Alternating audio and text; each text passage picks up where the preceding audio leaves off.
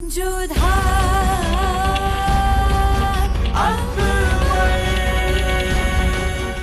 धारावाहिक किसी प्रकार की ऐतिहासिकता का दावा नहीं करता। तत्कालीन परिस्थितियों को दर्शाने के लिए आवश्यक और उचित नाटकीय रूपांतर किए गए हैं।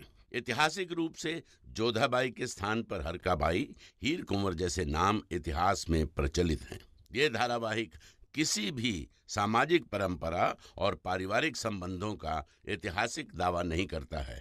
इसका उद्देश्य किसी भी समुदाय की भावनाओं को ठेस पहुंचाना नहीं है।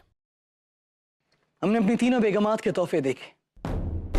उन तीनों में एक बात एक जैसी है। हमारी तीनों बेगमात ने हमारी सोच को सराहते हुए हमारी हौसला अफजाई की है कि कैसे उन्हें हमारी सल्तनत को एक करने की कोशिश पसंद आई।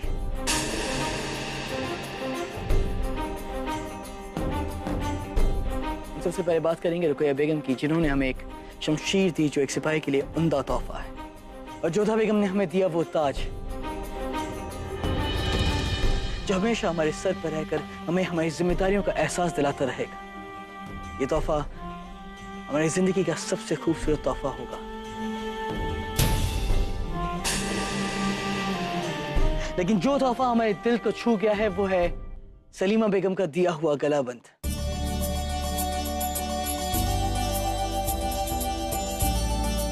जो हमेशा हमारे दिल के करीब रहकर हमें सल्तनत को एक करने की कोशिश को याद दिलाता रहेगा। इसलिए आज मीना बाजार में फतह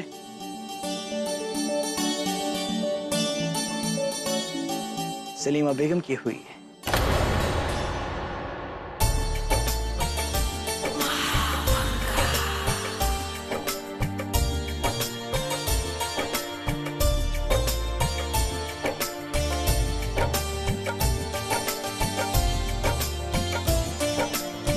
बधाई हो आपको सलीमा बेगम, आप जीती, हमें बहुत प्रसन्नता हुई।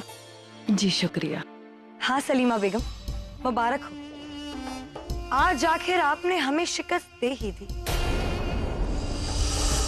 हालांकि सलीमा बेगम फतेह आप, लेकिन हमें अपने तीनों खास बेगमात के तोहफे पसंद आए हैं और हम चाहेंगे कि दीवाने खास ये तीनों तोहफे हमारी बेगमात अपने हाथों से हमें नजर करें और हम उन्हें कबूल करें।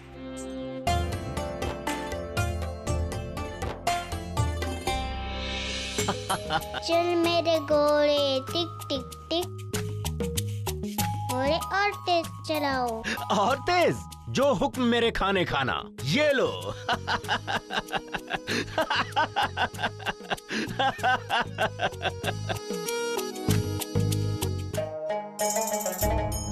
आदाब शहंशाह।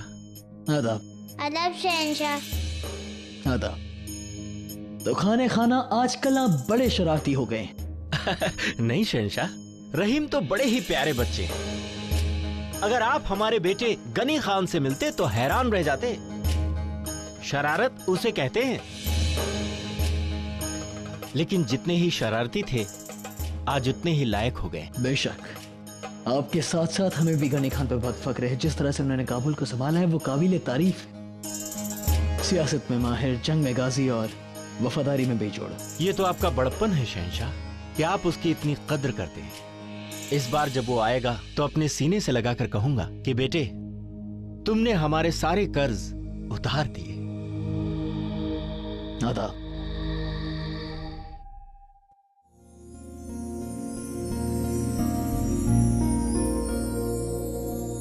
सुभान अल्लाह। क्या शहंशाह? चांद का नूर जोधा बेगम, क्या आप खफा हैं हमसे? क्यों भला? क्योंकि इस बार मुकाबले में आप जीत नहीं पाई। इसमें बुरा मानने वाली क्या बात है? निर्णय आपको लेना था। आपको सलीमा बेगम की भेंट सबसे अच्छी लगी तो आपने उन्हें विजेता घोषित कर दिया। और सच में उनके भाव बहुत अच्छे थे। जो वस्तु हृदय के सबसे पास होती है वही तो सबसे खास होती है। लेकिन हमारे दिल के सबसे ज्यादा करीब तो कुछ और ही है जोधा बेगम। क्या है? हमें हैरत है कि आप नहीं जानती कि हमारे दिल के करीब क्या है। हमें भला कैसे पता होगा? हम कोई अंतर्यामी थोड़ी ना है जो आपके मन की बात जान ले। आप क्या हुआ? हमने कुछ गलत कह दिया? आप कुछ गलत कहते कब है? आई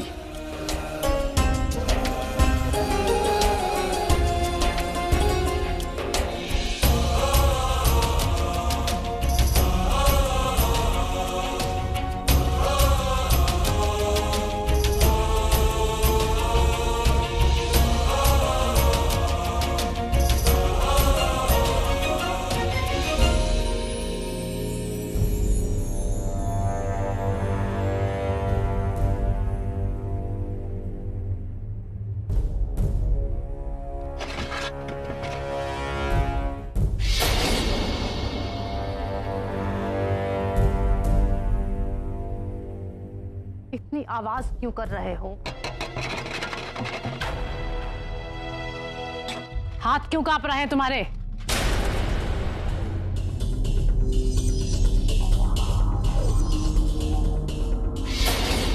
नहीं भरती हो? गूंगे हो?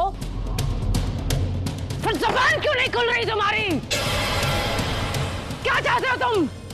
जब भी हम तुम्हारी तरफ देखें हम अपनी गर्दन को तकलीफ दें? नहीं मल्लिका, हुजूर। अगली बार हमें अपना सर तुम्हारी ओर घुमाने की जरूरत पड़ी तो तुम्हारा सर तुम्हारे कंधों से अलग हो जाएगा। रहम कीजिए हुजूर, रहम। क्यों अपनी दिलजोई के लिए इस बेचारे को मौत की नींद दे रहे हैं?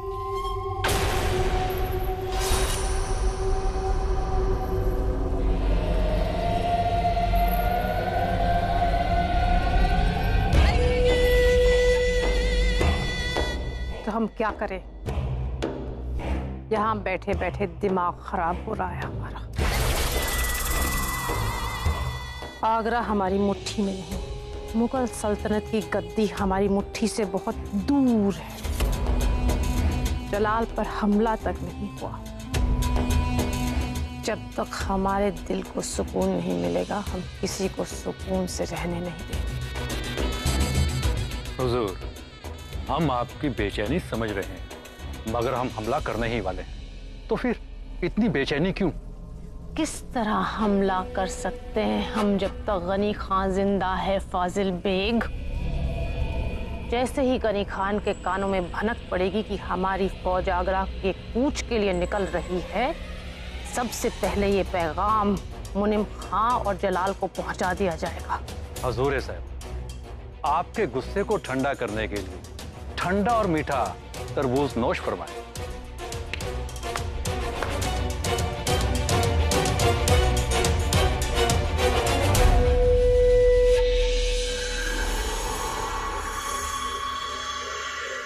तुम्हारा दिमाग खराब हो गया फाजिल बेग। हुजूर साहिबा, आप इन थाल को एक बार देख तो लीजिए, उसके बाद आपको हमारे दिमाग पर फिर से यकीन हो जाएगा।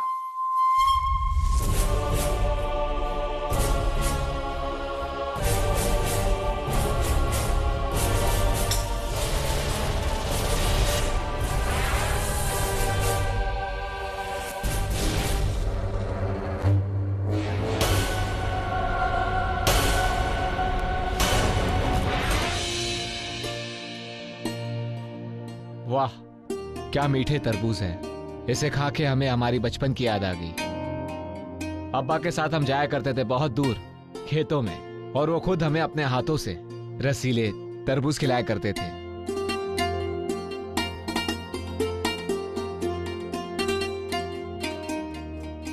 हुजूर, इसे चखकर देखिए, बहुत ही मीठा है।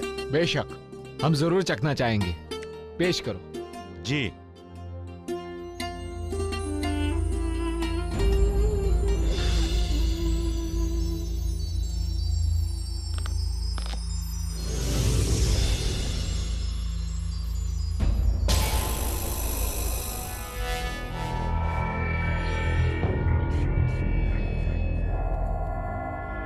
हुजूर, ये लीजिए।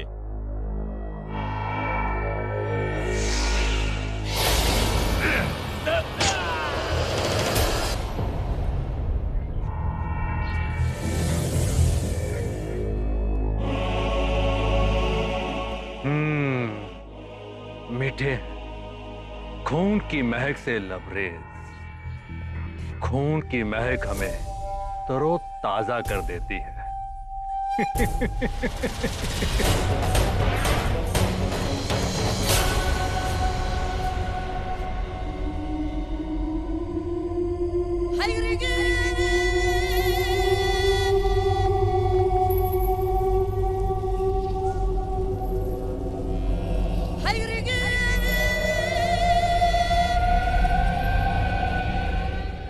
हुजूर साहिबा, अब जरा चक्कर तो देखिए, सुकून मिलेगा।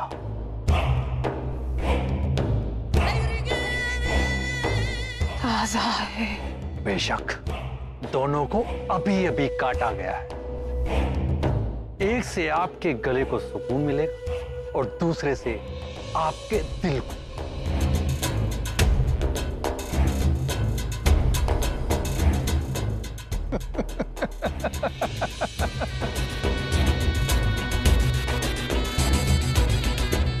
फाजिल बेग,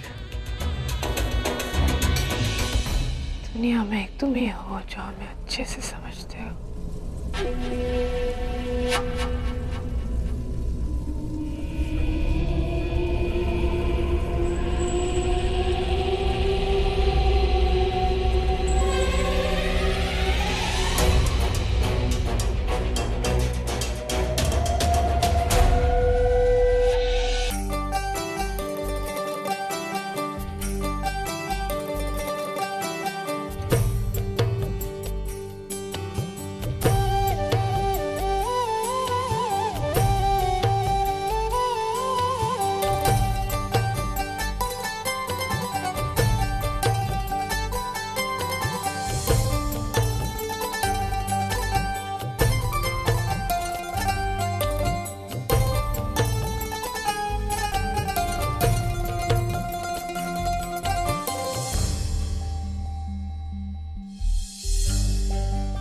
मलकाए बेगम का तोहफा है हुजूर।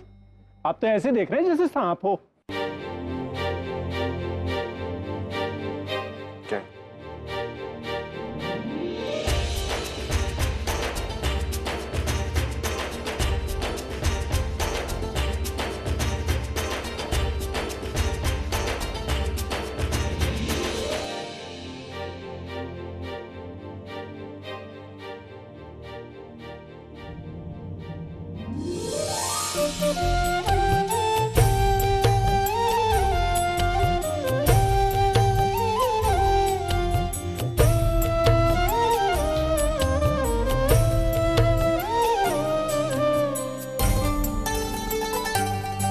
क्या देख रहे हैं टोडामल जी कि कहीं शहंशाह को कुछ चुभ ना जाए? असली मलमल की है। जी, हमारा कार्य है शहंशाह की सुरक्षा का ध्यान रखना।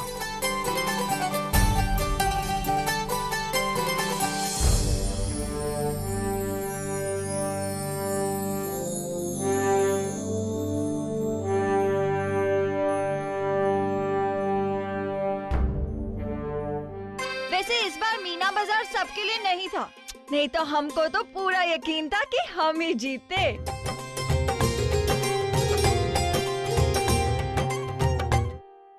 मीना बाजार में हमारी तीनों खास बेगमात ने हमें बहुत ही खूबसूरत तोहफे पेश किए। हम चाहेंगे कि हमारी तीनों खास बेगमात उन खूबसूरत तोहफों को अपने हाथों से हमें आज नजर करें और हम उन्हें सबके सामने कबूल करेंगे। सलीमा बेगम, क्योंकि हमें आपका तोहफा सबसे खास पसंद आया, हम चाहेंगे कि आप सबसे पहले अपना तोहफा हमें नजर करें।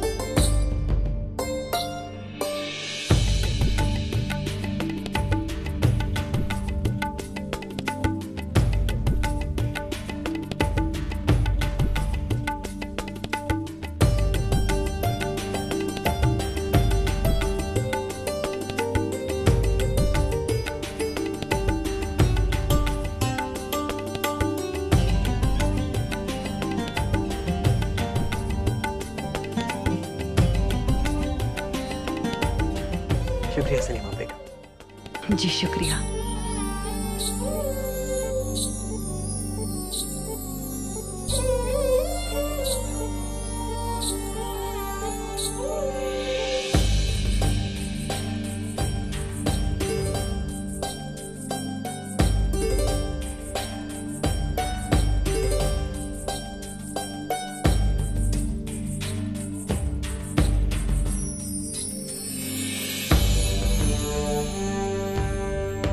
हम उम्मीद करते हैं कि आपको ये तोहफा पसंद आया होगा।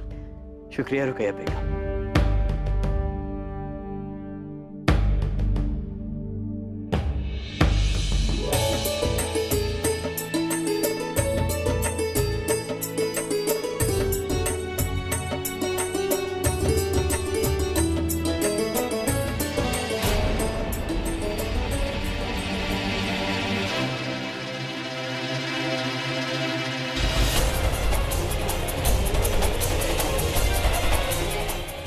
हाथों में ये रक्त कैसा और ये जलन? शहंशाह,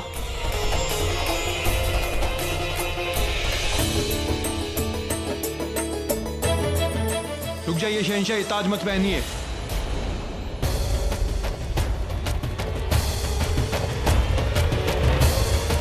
जोधा बेगम, इस ताज में विष है।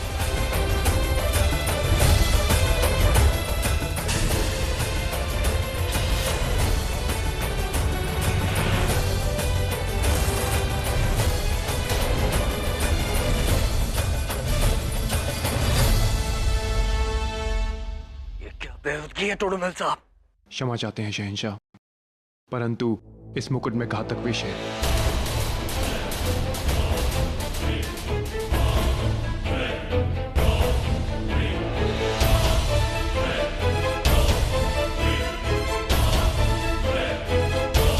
ये क्या कह रहे हैं आप? हमारा विश्वास कीजिए शहंशाह, ये देखिए।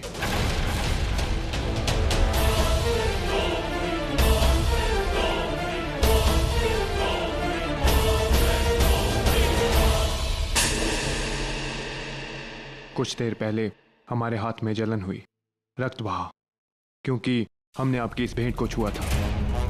माला और तलवार में विष नहीं हो सकता है क्योंकि आप उसे छू चुके हैं और आपको कुछ नहीं हुआ है।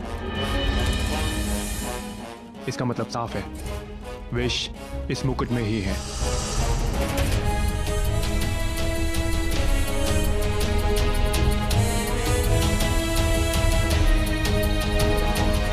इस मुकुट को सुरक्षित ले जाओ, इसकी जांच होगी। तफ्तीश की जाए कि किसने ये क्यों और किस लिए किया।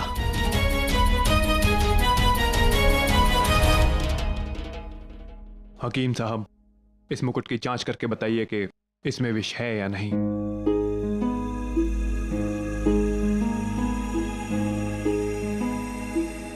ये सब जोधा बेगम की गलती है। उन्हें थोड़ा होशियार रहना चाहिए था।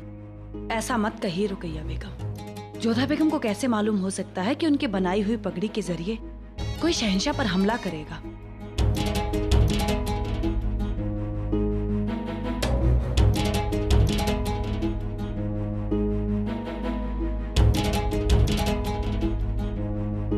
हुजूर, इस पगड़ी में बहुत ही खास किस्म का बेहद खतरनाक जहर है। अगर शहंशाह ने इस पगड़ी को पहन लिया होता तो हुजूर उनके सर की चमड़ी जल गई होती, और चमड़ी जलने की वजह से जो खून बहता, या परवरदिगार, उससे शहंशाह को कुछ भी हो सकता था।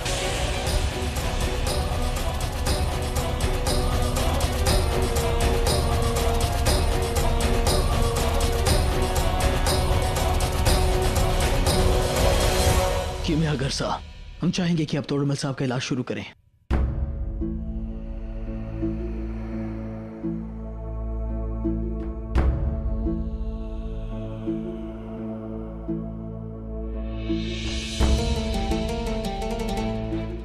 मगर सवाल ये उठता है कि महल के अंदर जहर आया कहां से? शहंशाह, आपकी सुरक्षा की जिम्मेदारी हमारे ऊपर थी। हमें हर उस सेवक और दासी से पूछताछ की आज्ञा चाहिए जो इस मुकुट को लाने ले जाने में सहायक रहे हों। आपको इजाजत है? ये पगड़ी जोधा बेगम द्वारा भेंट दी जाने वाली थी। जोधा बेगम, जब तक ये पगड़ी आपके पास थी, आपने किसी विवादास्पद वस्तु या किसी व्यक्ति को तो नहीं देखा? ये पगड़ी तो हमारे कक्ष में ही थी रात्रि से, और कान्हा के चरणों में रखी थी हमने। तो जाहिर सी बात है इस पगड़ी में जहर आपके सोते वक्त मिलाया गया है, क्योंकि अगर ऐसा उससे पहले होता तो आपके हाथ भी जल जाते।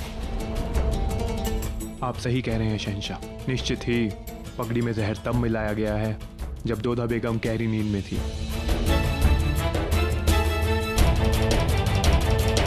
इससे 3 बातें सिद्ध होती हैं। पहली तो ये कि आक्रमणकारी को पता था कि पगड़ी कहां रखी गई है।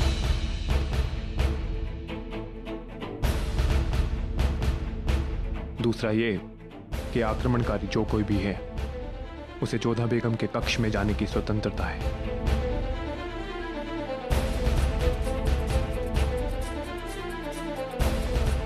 और तीसरा ये कि वो जो कोई भी है महल में ही रहता है, इसलिए सुरक्षा पहरेदार भी उसे रोक नहीं पाए। इसका मतलब ये काम जोधा बेगम की बांदियों में से किसी एक ने किया है।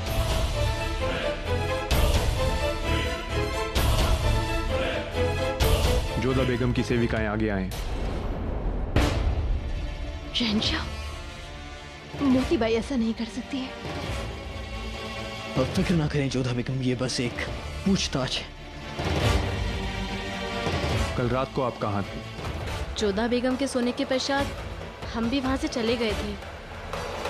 उसके बाद सुबह उन्हें उठाने आए, बस।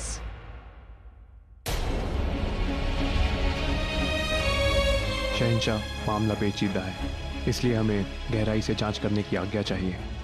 टोडरमल साहब, आप वजह फरमाते हैं, लेकिन हम चाहेंगे कि आप मोतीबाई के साथ जरा नरमाई से पेश आएं। पिछली बार भी ये अनजाने में बहुत सजा पा चुकी है। जब तक पक्के सबूत ना मिले, किसी के साथ भी सख्ती से पेश ना आया जाए। जी शहंशाह। विश्वास नहीं होता कि फिर से हमें माध्यम बनाया गया शहंशाह पर प्रहार के लिए। इस पगड़ी को लेकर हम कितने उत्साहित थे कि अपने हाथों से शहंशाह को पहनाएंगे, परंतु कौन हो सकता है जो हमारे समीप रहता है और शहंशाह का बुरा चाहता है?